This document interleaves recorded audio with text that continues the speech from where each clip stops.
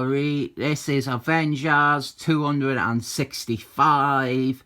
This is in response to people who maybe think I am being unfair to Savage, them Excellent Men issues that tie into Secret Wars II. This too is a tie-in to that crossover, and this is as close to perfect as an issue can be. This is one of the best single issues of Avengers and the best part of Secret Wars II.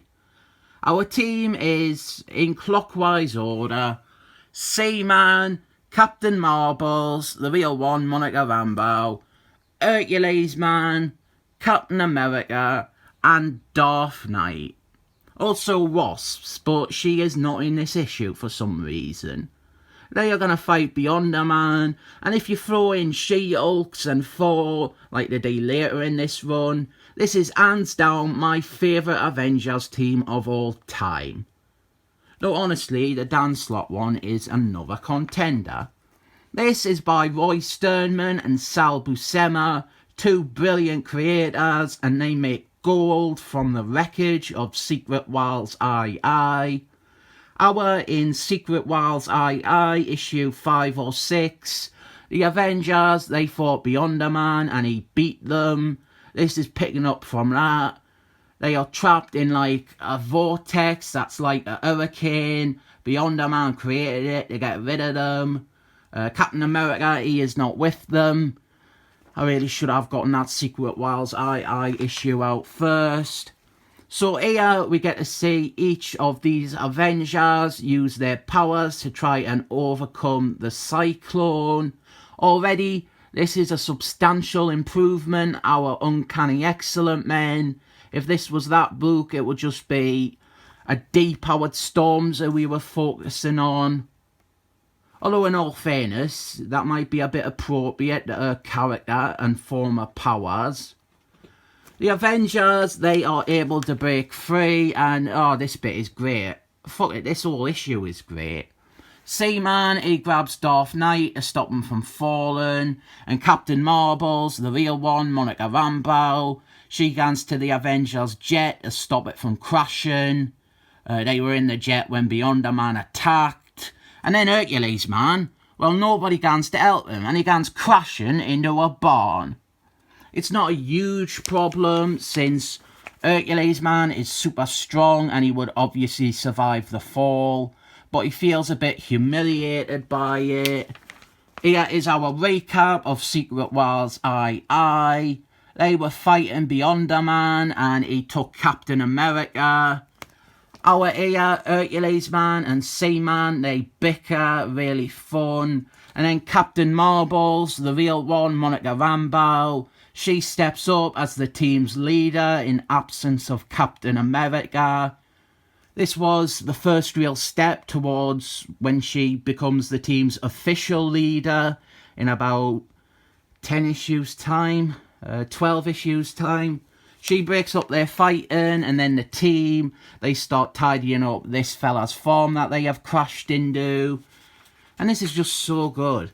The team, they are great, they are fun to read. Hercules Man and Seaman, they lift the jet out of the lake while thinking nasty thoughts about each other. Darth Knight, he helps the farmer sort out repairs. Then we cut to Beyonder Man, who has taken Captain America as a prisoner. So the Avengers, they are heading off towards them.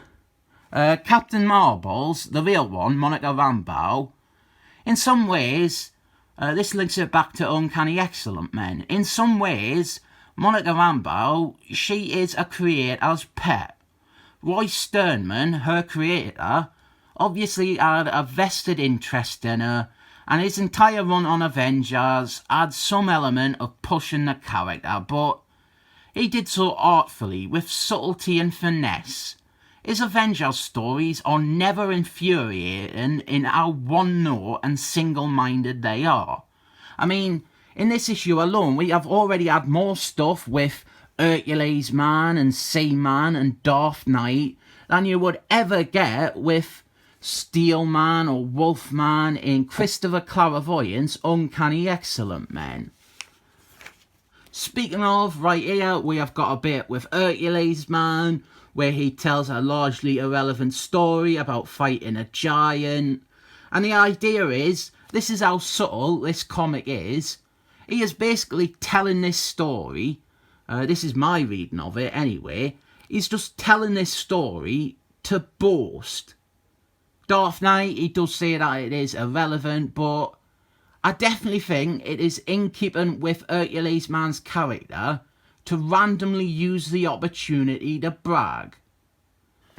Captain America, he is able to break free of his shackles when Beyonder Man is apparently sleeping, and we have got a great bit where Captain America, he worries that Beyonder Man, in the midst of a dream, he could accidentally erase all of reality. So Captain America, he decides it is imperative to try and knock out Beyonder Man, but Beyonder Man straight away stops him and holds him afloat in a force field. And part of the reason that he has caught Captain America is because Captain America, he's meant to be like the perfect man, and Beyonder Man was wanting him to prove him wrong about humans and their inclination towards violence. And unfortunately, Captain America, he just failed that test. Meanwhile, Seaman, he is flying around the mountains looking for Beyonder Man, and we have got a great bit here where Seaman, he surrenders to Beyonder Man, and he seems to want to sell out the rest of the Avengers because, well, he thinks it is hopeless to fight against Beyonder Man. But this is just a distraction. It's a clever plan so the others can secure and free Captain America. And then we begin our fighting. It's the Avengers versus Beyonder Man.